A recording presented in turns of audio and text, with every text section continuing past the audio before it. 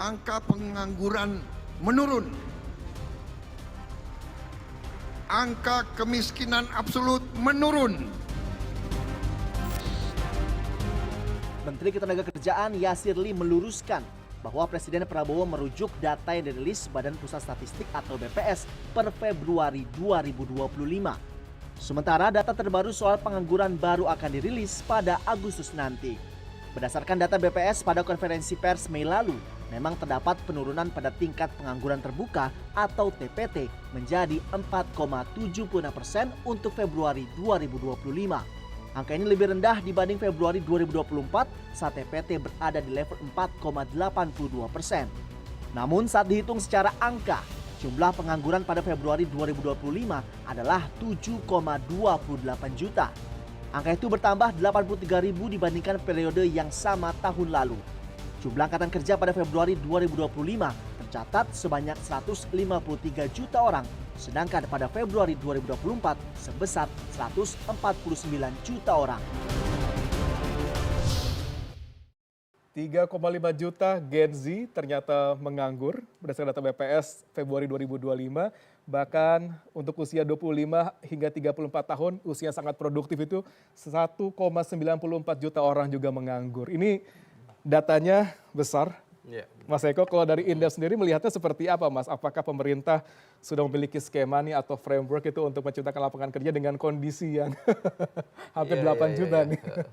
Ya, ini suatu angka yang sebenarnya besar ya, terlepas dari konteks apakah dari penurunan begitu ya, tapi angkanya tetap besar begitu ya. Jadi kalau kita lihat ya, pengangguran itu sebenarnya terjadi karena ada angkatan kerja, ada yang bisa masuk kerja ya, artinya dia diterima, diserap di pasar kerja, ada yang tidak gitu. Nah, yang tidak itulah namanya pengangguran begitu. Nah, itu dia.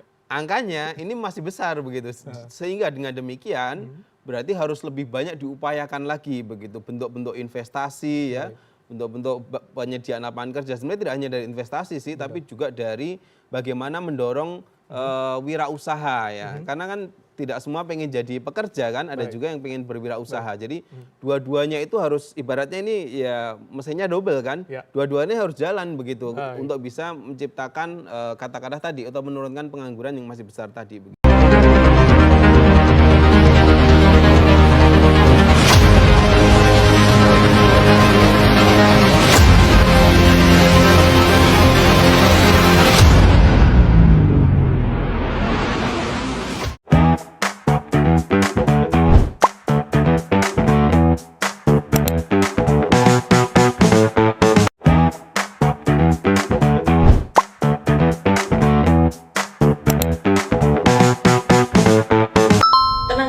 Merupakan faktor produksi utama dalam pembangunan ekonomi.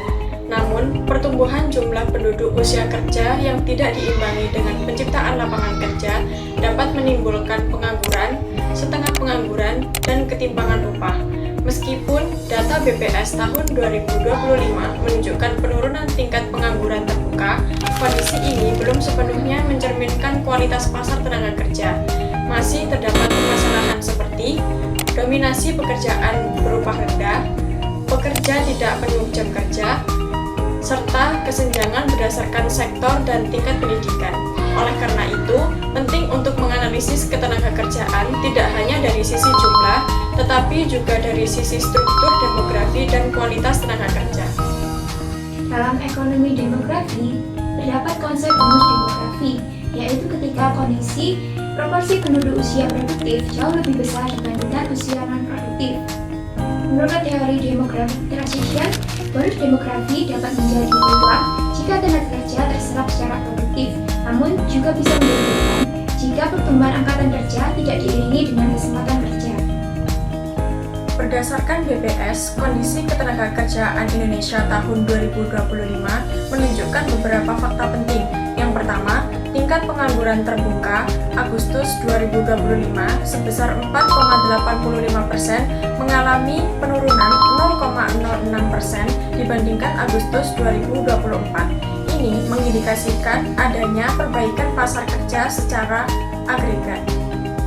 Yang kedua, dari sisi jam kerja, pekerja penuh mencapai 98,65 juta orang atau 67,32%. pekerja tidak penuh mencapai 47,89 juta orang atau 32,68% yang terdiri dari setengah pengangguran dan pekerja penuh waktu.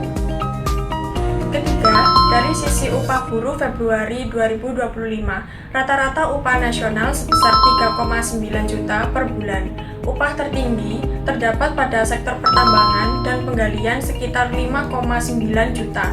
Upah terendah terdapat pada aktivitas jasa lainnya, sekitar 1,81 juta. Keempat, berdasarkan tingkat pendidikan, semakin tinggi pendidikan, semakin tinggi rata-rata upah. Dengan lulusan diploma dan perguruan tinggi memperoleh upah tertinggi. Selain itu, teori dari Human Capital juga menjelaskan bahwa kualitas tenaga kerja melalui pendidikan dan juga keterampilan menentukan produktivitas dan tingkat upahnya. Dengan demikian, struktur penduduk, kualitas SDM, dan pasar tenaga kerja saling terkait dalam menentukan pertumbuhan ekonomi dari suatu negara. Dalam analisis ekonomi makro, tenaga kerja merupakan salah satu faktor utama dalam fungsi produksi nasional. Penurunan TPT sendiri berpotensi meningkatkan output nasional karena semakin banyak tenaga kerja yang terserap. Namun, dominasi pekerja tidak penuh menunjukkan bahwa pertumbuhan ekonomi masih belum sepenuhnya menciptakan pekerjaan yang berkualitas, serta produktivitas tenaga kerja yang masih relatif rendah. Secara mikro, upah yang rendah membatasi daya beli rumah tangga, sehingga konsumsi menurun, tabungan rendah, dan risiko kemiskinannya meningkat. Dengan demikian, meskipun pengangguran menurun, pertumbuhan ekonomi yang dihasilkan masih belum inklusif dan berkelanjutan. Beberapa kebijakan yang dapat dilakukan antara lain, yang pertama, peningkatan kualitas SDM melalui pendidikan vokasi dan pelatihan berbasis kebutuhan industri. Yang kedua, mendorong sektor padat karya produktif, terutama di luar sektor informal. Yang ketiga, penguatan UMKM dan industri lokal sebagai penyerapan tenaga kerja.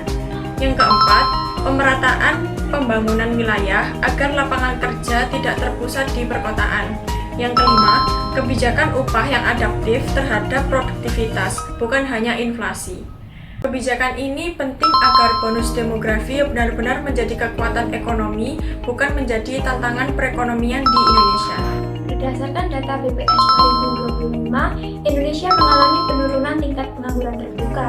Namun, tantangan ketenagakerjaan masih terlihat dari tingginya pekerja tidak penuh, ketimpangan upah antar sektor, serta dominasi pekerja berproduktivitas rendah.